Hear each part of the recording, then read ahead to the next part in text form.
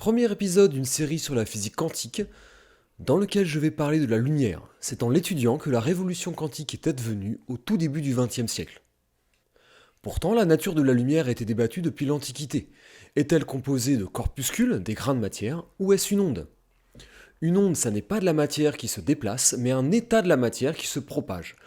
Par exemple, la hauteur d'eau pour les vagues ou la compression de ce ressort.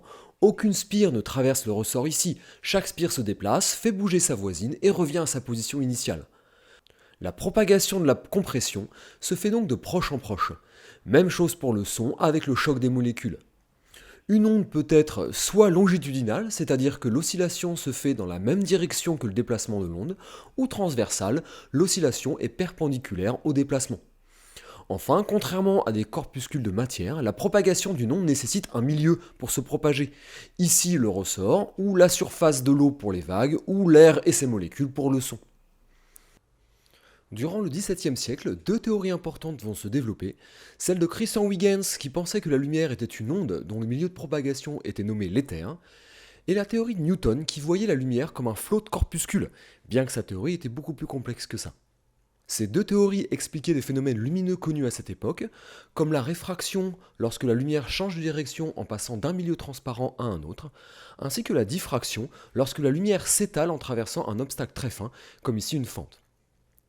Les scientifiques commenceront à pencher sérieusement pour la théorie ondulatoire grâce à Thomas Young. Au tout début du 19e siècle, Thomas Young va réaliser une expérience qui n'avait jamais été réalisée avant lui. Il va tenter de faire interférer la lumière. Les interférences étaient une caractéristique des ondes à cette époque. Si des vagues se rencontrent, elles peuvent soit s'additionner si elles sont en phase, ou alors s'annuler si elles sont en opposition de phase. Or, si vous additionnez de la matière à de la matière, vous ne pourrez jamais obtenir pas de matière du tout. Les franges d'interférence sont donc une caractéristique des ondes. Il va utiliser ce qu'on appellera les fentes de Young, deux fentes qui se comportent alors comme deux nouvelles sources après que la lumière est diffractée en les traversant. Il va réussir à observer les interférences avec la lumière du soleil. Ici, j'utilise un laser. Les ondes constructives ou destructives dépendent de la différence de trajet. À équidistance, les ondes sont en phase, elles s'additionnent, c'est une onde constructive. Mais à côté, la différence de trajet fait que les ondes se décalent. Pour devenir en opposition de phase, on a donc des ondes destructives. Ce qui se traduit par une absence de lumière. Sans ce comportement ondulatoire, on a vu ce que donnait la lumière traversant une fente, et en ajoutant une deuxième fente comme Young, on aurait juste eu une superposition sans apparition de ces zones non éclairées. Il va refaire l'expérience avec des lumières monochromatiques, c'est-à-dire composées que d'une seule couleur, mesurer systématiquement la taille des taches lumineuses et des ombres, observant que ces tailles varient avec la couleur de la lumière utilisée. Et grâce à la théorie des ondes, il va comprendre que les couleurs sont dues à des longueurs d'onde différentes. Quelques années plus tard, et indépendamment, August Fresnel va reprendre une bonne partie des expériences initiées par Young et va faire des mesures encore plus précises que Young, au 40e de millimètre. La théorie ondulatoire décrit très bien les interférences de la lumière observée. Fresnel écrit un mémoire sur ses travaux qu'il soumet à l'Académie des sciences. Parmi les 5 membres du jury, 4 sont newtoniens, dont Poisson qui, étudiant le mémoire de Fresnel, prédit l'existence d'une zone éclairée au centre de l'ombre d'un objet sphérique. Poisson espère ainsi réfuter l'hypothèse ondulatoire. Mais Arago va réaliser l'expérience et montrer que cette zone plus claire existe bien, corroborant l'hypothèse du comportement ondulatoire de la lumière. Ce qui n'empêche pas Poisson et d'autres newtoniens de rester campés sur leur position. Fresnel va poursuivre ses travaux avec Arago et expliquer la polarisation de la lumière, découverte quelques années auparavant, en postulant que la lumière est une onde transversale. Je ne m'y attarde pas. Nous voici au milieu du 19e siècle, en 1853, lorsque Léon Foucault publie ses travaux sur la vitesse de la lumière qu'il a mesurée dans l'air puis dans l'eau. Il trouve une vitesse plus faible dans l'eau que dans l'air, réfutant ainsi l'hypothèse corpusculaire de Newton qui prévoyait l'inverse. Je reviendrai sur ces expériences dans un épisode consacré à la vitesse de la lumière. Quelques années plus tard, en 1864, la modélisation du comportement ondulatoire va progresser avec James Clerk Maxwell, qui publie sa théorie de l'électromagnétisme, unifiant les phénomènes électriques et magnétiques. Il calcule grâce à ces équations que les ondes électromagnétiques devraient se propager à une vitesse d'environ 300 000 km par seconde, soit à peu près la vitesse de la lumière que vient de mesurer Foucault. De plus, ces ondes sont transversales selon sa théorie. Là encore, il voit une similitude avec la lumière et les travaux de Fresnel. Il intègre donc la lumière dans sa théorie, unifiant ainsi l'optique, l'électricité et le magnétisme. Sa théorie prédit l'existence des ondes radio qui sont découvertes par Heinrich Hertz. Je détaillais son expérience dans cet épisode. Nous sommes donc à la fin du 19e siècle et le comportement ondulatoire de la lumière semble l'emporter. Les expériences d'interférence qui sont caractéristiques des ondes, la prédiction de Poisson vérifiée par Arago, l'incorporation à la théorie électromagnétique dont la prédiction de l'existence des ondes radio est vérifiée rapidement par Hertz. L'hypothèse corpusculaire devient donc superflue pour les scientifiques. Pourtant, cette hypothèse corpusculaire va réapparaître au tournant du 19e et du 20e siècle. Pour cela, il faut revenir à un autre problème qu'essayaient de résoudre les scientifiques de cette fin du 19e siècle, ce qu'on a appelé le problème du corps noir.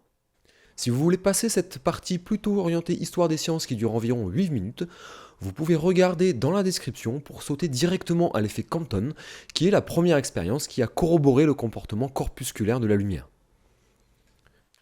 Pour le corps noir donc, de nombreux physiciens essayaient de comprendre la répartition de l'énergie dans le spectre de lumière émise par un corps solide qu'on chauffe.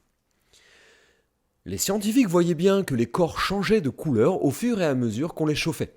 Comme ici le filament métallique de cette lampe qui commence à émettre une lumière rouge, puis qui s'enrichit des autres lumières colorées pour finir par nous apparaître blanche, enfin un peu jaune.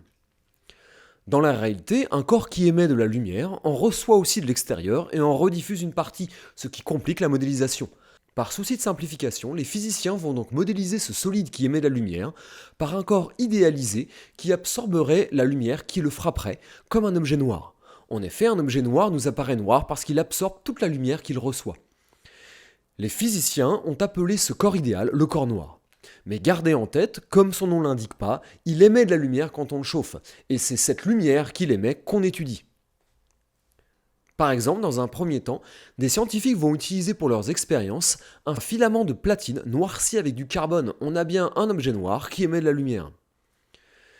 Mais pour modéliser un corps noir le plus fidèlement possible, les scientifiques vont finir par utiliser dans leurs expériences une enceinte fermée comme un four, avec une petite ouverture. La lumière qui y rentre a peu de chances d'en ressortir, il apparaît alors bien noir. Comme cette tasse pourtant blanche, recouverte d'un papier noir dans lequel il y a un petit trou, le trou apparaissant plus noir que le papier, la lumière qui y rentre ne ressort pas. Pour le corps noir, un équilibre s'établit entre émission et absorption des parois. On ajuste la température, on décompose la lumière émise avec un prisme ou un réseau, on mesure alors l'intensité lumineuse suivant la fréquence ou la longueur d'onde. Les expériences montrent que cette répartition d'énergie ne dépend pas de la forme ni de la nature de la matière utilisée pour le four, mais uniquement de la température. Et elle prend cette forme. C'est l'intensité lumineuse en fonction de la longueur d'onde. Le Soleil a un comportement proche d'un corps noir à 5000 Kelvin, le filament d'une lampe aussi, 2000 Kelvin, même le corps humain dans l'infrarouge a un comportement presque du corps noir. Les scientifiques vont alors chercher la fonction de cette courbe, c'est-à-dire la relation mathématique entre l'intensité lumineuse, la longueur d'onde ou la fréquence, et la température à laquelle on chauffe le corps noir. Relation mathématique qui permet de retrouver cette courbe obtenue expérimentalement.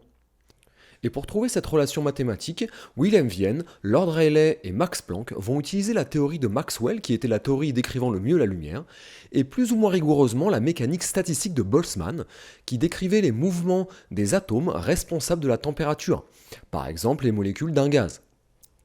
Il fallait bien marier ces deux théories, puisque les atomes et les électrons qui constituaient le corps noir émettaient de la lumière. C'est Max Planck qui va trouver la formule qui colle le mieux aux résultats expérimentaux, mais pour cela il est obligé d'introduire, sur les conseils de Boltzmann, une discontinuité dans l'émission et l'absorption de la lumière par le corps noir. C'est-à-dire qu'au lieu de se faire de façon continue, comme avec la théorie ondulatoire de Maxwell, l'émission et l'absorption semblent se faire par paquets d'énergie, ce que Planck appellera les quantas de lumière. C'est ce que signifie la constante H qui apparaît dans cette formule établie par Planck, constante qu'on appellera la constante de Planck. La constante de Planck étant extrêmement petite, ces paquets d'énergie sont très très petits, mais a priori réels si on prend les équations de Planck au sérieux. Planck lui-même ne va pas prendre ces formules au sérieux, pensant que ces quantas ne sont qu'un artefact mathématique permettant de trouver la bonne formule, mais sans réalité physique. Il cherchera pendant des années à trouver une alternative à cette hypothèse. On en vient à Einstein. En 1905, il publie 2 articles qui remettent en cause la théorie de l'électromagnétisme de Maxwell et sa vision purement ondulatoire de la lumière. Le premier, publié en mars, concerne l'effet photoélectrique et va en fait prendre au sérieux l'hypothèse des quantas de Planck. Le deuxième, publié en septembre, est l'article fondateur de la relativité restreinte qui remet en question l'existence de l'éther censé être le support des ondes lumineuses. Ça n'est pas le sujet de cet épisode. Dans son article de mars 1905, Einstein commence par montrer que si on applique strictement la mécanique statistique de Boltzmann, c'est la formule de Lord Rayleigh qu'on obtient, bien qu'elle prévoit des valeurs de rayonnement infinies, donc absurdes, quand on va vers l'ultraviolet. Einstein pense que c'est donc l'électromagnétisme de Maxwell et sa vision ondulatoire qu'il faut remettre en cause. Il calcule la probabilité pour que les molécules d'un gaz parfait soient concentrées dans un certain volume d'une enceinte fermée, puis fait la même chose avec la lumière en calculant la probabilité pour que l'énergie de cette lumière soit concentrée dans un certain volume du corps noir. Einstein trouve des relations mathématiques formellement analogues. Il fait donc l'hypothèse que la lumière est à l'image des molécules d'un gaz, discontinue et donc constituée de corpuscules indépendants. Ainsi pour Einstein, les quantas ne se cantonnent pas aux échanges d'énergie entre la matière et la lumière, comme Planck. Pour Einstein, ces quantas sont la lumière. Il revient donc à une description corpusculaire de la lumière. Les quantas de lumière seront rebaptisés les photons en 1920. Vous vous demandez peut-être quel est le rapport entre les molécules d'un gaz et la lumière dans un corps noir, à part la similitude du formalisme mathématique. Eh bien, c'est exactement la question que se posaient les contemporains d'Einstein en fait. Mais Einstein croyait que la conception atomique pouvait également unifier les phénomènes lumineux. Il va ensuite étendre le champ d'application des photons au-delà du corps noir et montrer que son hypothèse des quantas permet de comprendre simplement l'effet photoélectrique. L'effet photoélectrique a été mis en évidence avec un circuit comme celui-ci. Un courant ne circule que lorsque la cathode, constituée de métal, est éclairée par la lumière du soleil, le courant électrique étant dû à une circulation d'électrons. Découvert par Hertz, étudié quantitativement par la suite, les physiciens comprenaient que l'énergie de la lumière était transformée en énergie de mouvement pour les électrons. Pour eux, l'onde lumineuse faisait vibrer les électrons, qui avaient alors assez d'énergie pour être éjectés du métal. Mais ils ne comprenaient pas que cet effet photoélectrique ne se manifestait qu'à partir d'une certaine longueur d'onde. En plaçant une plaque de verre qui stoppe les ultraviolets, le phénomène cesse. On a beau mettre une lumière très intense d'infrarouge et durant très longtemps, les électrons ne se mettaient pas en mouvement alors qu'ils recevaient beaucoup d'énergie sur ce laps de temps long. Alors qu'avec de la lumière ultraviolette même très peu intense, les électrons se mettaient instantanément en mouvement. Avec les photons, l'explication est simple. Un électron n'absorbe qu'un seul photon et toute son énergie. Si l'énergie de ce photon est inférieure à l'énergie nécessaire pour éjecter l'électron de l'atome, il ne se passe rien. Vous aurez beau augmenter l'énergie globale de cette lumière, ça ne se traduira que par une augmentation du nombre de photons qui arrivent sur les atomes, mais comme de toute façon un électron ne peut absorber qu'un seul photon à la fois et que ce photon n'a pas assez d'énergie pour éjecter l'électron, il ne se passera rien.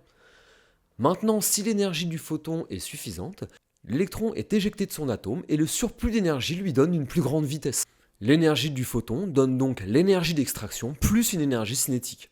L'hypothèse d'Einstein ne convainc personne. D'ailleurs, Einstein avait intitulé son article « Un point de vue heuristique concernant la production et la transformation de lumière ».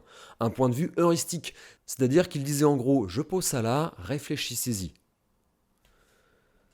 En effet, comment concilier cette hypothèse corpusculaire avec le comportement ondulatoire indéniable de la lumière, démontré par les expériences de Young et Fresnel et les succès de la théorie de Maxwell ? Pourtant, l'hypothèse des photons et donc du comportement corpusculaire allait être démontrée par l'expérience. Ainsi, toujours dans son article de 1905, Einstein va faire une prédiction sur cet effet photoélectrique. Cette prédiction sera validée expérimentalement par Millikan en 1916. Millikan qui s'était déjà illustré en mesurant la charge élémentaire de l'électron. Il va également calculer une valeur de la constante de Planck et trouver une valeur compatible avec celle trouvée par Planck lui-même, corroborant ainsi l'hypothèse des photons. Pourtant, les scientifiques ne vont pas être convaincus par l'hypothèse de photons, alors qu'on se retrouve à peu près dans le même cas de figure qu'avec l'existence des atomes ou des électrons, où les expériences sont assez indirectes, mais touchant des phénomènes très différents et trouvant des valeurs concordantes entre elles. Valeurs pour la constante de Planck, pour les photons, pour le nombre d'Avogadro pour l'existence des atomes, ou pour la masse et la charge de l'électron. Je vous renvoie vers les épisodes consacrés. Mais l'épisode des photons d'Einstein est un exemple typique d'hypothèse qui pose plus de problèmes qu'elle n'en résout. Elle expliquait bien les phénomènes que je viens de vous expliquer, mais en 1905, Einstein lui-même était bien incapable d'expliquer des faits expérimentaux solides, tels que la diffraction, la réfraction ou les interférences, que la théorie ondulatoire de Maxwell expliquait bien avec des résultats quantitatifs très précis. Ce qui va convaincre la communauté scientifique du comportement corpusculaire de la lumière, et donc de l'existence des photons, c'est l'effet Compton. Ce sont les expériences liées à cet effet qui sont souvent présentées pour montrer le comportement corpusculaire de la lumière. Arthur Compton découvre en 1923 que lorsque des rayons X frappent des atomes, la fréquence des rayons X diffusés est plus faible que les rayons X incidents. Il tente dans un premier temps d'expliquer ce phénomène par la théorie ondulatoire de la lumière, notamment la fluorescence, qui prévoit aussi une diminution de la fréquence de la lumière réémise, mais ces résultats quantitatifs ne sont pas en accord avec la fluorescence. Il se tourne alors vers l'hypothèse des photons de Planck et d'Einstein et attribue aux rayons X et à la lumière en général les caractéristiques d'un corpuscule, à savoir l'énergie d'un photon de Planck et la quantité de mouvement d'un photon introduite en 1916. Si la fréquence des rayons X diminue, c'est que l'énergie et la quantité de mouvement des photons a diminué. Pour comprendre ce qu'est la quantité de mouvement, on va raisonner avec des boules de billard qui se choquent, d'autant que c'est aussi l'analogie souvent utilisée pour expliquer l'effet Compton. La quantité de mouvement d'une boule de billard dépend de sa masse et de sa vitesse. Je les représente par ces flèches. La conservation de la quantité de mouvement prédit que la somme des quantités de mouvement des deux boules avant le choc est égale à celle après le choc. Plaçons-nous dans le référentiel du billard, la boule rouge y est immobile, sa quantité de mouvement est donc nulle. Et celle de la blanche est représentée par cette flèche. Après le choc, la quantité de mouvement de l'ensemble est bien restée égale. On peut dire que la boule blanche transfère une partie de son énergie et de sa quantité de mouvement à la boule rouge. Revenons à l'effet Compton et au choc entre guillemets entre un photon X et un électron. En considérant l'électron d'un des atomes cibles du graphique comme immobile, Compton calcule que la baisse de fréquence des photons X diffusés est compatible avec un choc entre guillemets des photons X et de l'électron cible.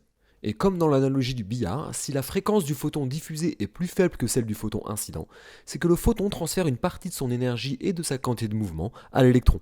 Il prévoit donc que l'électron percuté va reculer en postulant la conservation de la quantité de mouvement et de l'énergie. On a ici la quantité de mouvement du photon X incident qui est égale à celle du photon X diffusé plus celle de l'électron qui recule. En 1925, il réalise son expérience dans une chambre à brouillard et réussit à visualiser directement le recul de l'électron cible. Il peut ainsi calculer précisément l'énergie et la quantité de mouvement de l'électron qui recule et confirmer l'hypothèse corpusculaire de la lumière d'une façon beaucoup plus directe que jusqu'alors. Compton et l'inventeur de la chambre à brouillard Charles Wilson se partageront le prix Nobel en 1927. J'explique le principe de la chambre à brouillard dans cet épisode. En fait, l'analogie des boules de billard n'est pas tout à fait juste, comme toute analogie d'ailleurs, car le photon est absorbé par l'électron, puis cet électron émet un autre photon. C'est pour cette raison qu'un photon diffusé peut l'être avec un tel angle, ce qui n'est pas possible au billard. Une expérience dans le même esprit sera menée plus tard avec un jet d'atomes de sodium dévié par un laser. La déviation est très faible, 3 à 10 puissance moins 5 radians, mais mesurable. Revenons à l'effet photoélectrique qui allait permettre de développer des détecteurs qu'on appelle les tubes photomultiplicateurs, dont les versions plus récentes permettent de détecter un seul photon, corroborant ainsi de façon plus directe la nature corpusculaire de la lumière. Voici le principe des tubes photomultiplicateurs. Un photon vient frapper une cathode enfermée dans un cylindre de verre dans lequel on a fait le vide. Ce photon éjecte un électron d'un atome de la cathode par effet photoélectrique. L'électron ainsi éjecté est accéléré grâce à une tension assez forte, environ 1000 volts. Cette tension est répartie entre plusieurs électrodes intermédiaires, en général une dizaine. L'accélération que subit l'électron lui permet d'acquérir une énergie suffisante pour éjecter à son tour 4 à 5 électrons de l'électrode intermédiaire. Chacun de ces électrons vont être à leur tour accélérés et éjecteront 4 à 5 électrons de l'électrode suivante, et ainsi de suite. C'est ce qu'on appelle l'avalanche d'électrons. Avec une dizaine d'électrodes intermédiaires, à la fin du détecteur, il y a des millions d'électrons qui peuvent engendrer un courant d'environ 1 mA sur une durée très courte, de l'ordre d'une nanoseconde. Suffisamment pour être amplifié électroniquement et générer une réponse, en général un clic si on branche un haut-parleur. Pour ces détecteurs, le temps qui sépare l'éjection du premier électron par le photon, la réponse du détecteur par le clic et le retour à l'état initial permettant de détecter un nouveau photon était trop long pour détecter qu'un seul photon à la fois. Dans les versions modernes, les photomultiplicateurs à silicium ont un meilleur temps de réponse, environ 10 fois plus faible, que ces photomultiplicateurs classiques, permettant la détection d'un seul photon. Le tube à vide est remplacé par un cristal semi-conducteur, du silicium typiquement. Une tension de 100 volts suffit à créer l'avalanche des électrons. Les scientifiques se retrouvaient donc avec des preuves du comportement ondulatoire de la lumière, les interférences de Young, la tache de Poisson, ondes radio prédites et détectées par la théorie électromagnétique qui avait intégré la lumière. Et des preuves de son comportement corpusculaire, l'effet photoélectrique et les tubes photomultiplicateurs et l'effet Compton. Comment la lumière pouvait avoir des comportements qui semblaient si antagonistes, si contradictoires? La théorie qui allait expliquer ce paradoxe apparent allait mettre une dizaine d'années à se construire dans les années 1920 pour aboutir à ce qu'on appelle désormais la physique quantique. Louis de Broglie allait nommer ce double comportement la dualité onde-corpuscule et l'étendre aux particules de matière, électrons, conscients de l'atome en général, atome lui-même. Schrödinger puis Dirac mettront ce comportement en équation. Durant le développement de la physique quantique, les physiciens se sont raccrochés au concept d'onde et de corpuscule de la physique dite classique. La dualité onde-corpuscule de Louis de Broglie s'inscrit dans ce mouvement. Aujourd'hui, les scientifiques ont abandonné ces conceptions. Les photons ainsi que les constituants des atomes ne sont ni des ondes ni des corpuscules. Ce sont ce que certains scientifiques appellent des quantons, qui individuellement ont tous le même comportement.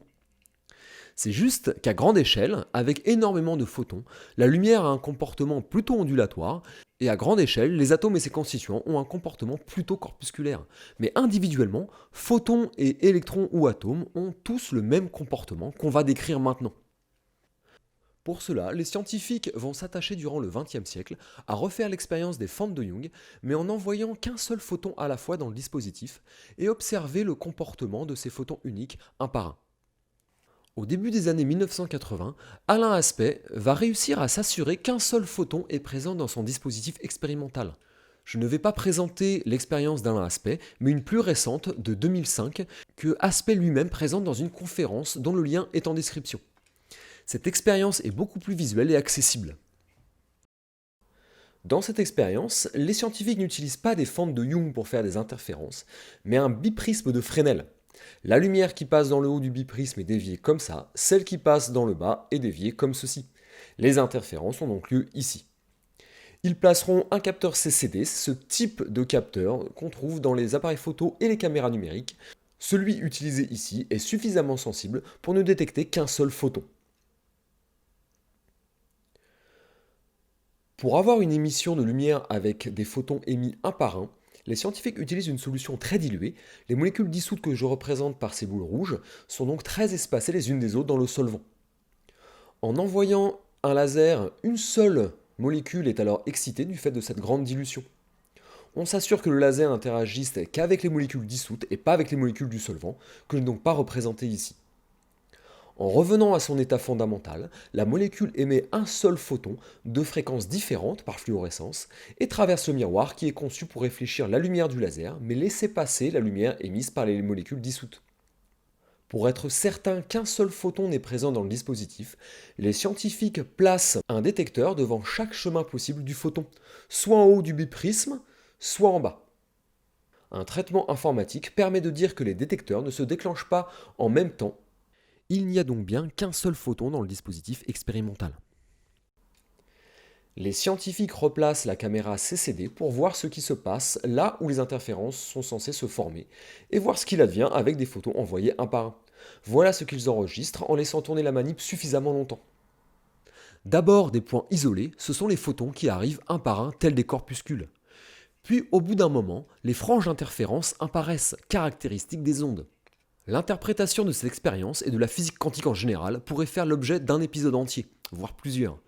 Ça n'est pas le sujet ici. Ce qu'il faut retenir, c'est que cette expérience ne peut pas s'expliquer par un comportement uniquement ondulatoire classique, puisqu'on envoie des photons uniques qui sont indivisibles et qu'on les détecte un par un sur les capteurs CCD. On ne peut pas non plus l'expliquer par un comportement uniquement corpusculaire classique, puisqu'on obtient des franges d'interférence caractéristiques des ondes.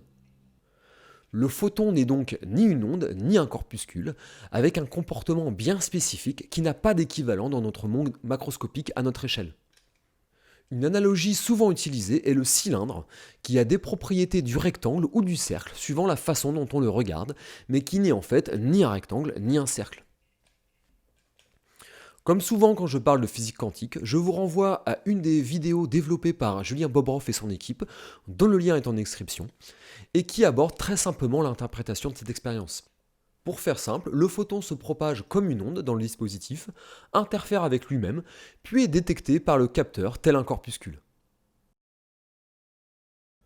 Pour conclure, cette expérience des fentes de Young avec des photons envoyés un à un est vraiment l'expérience caractéristique du comportement étrange de la physique quantique.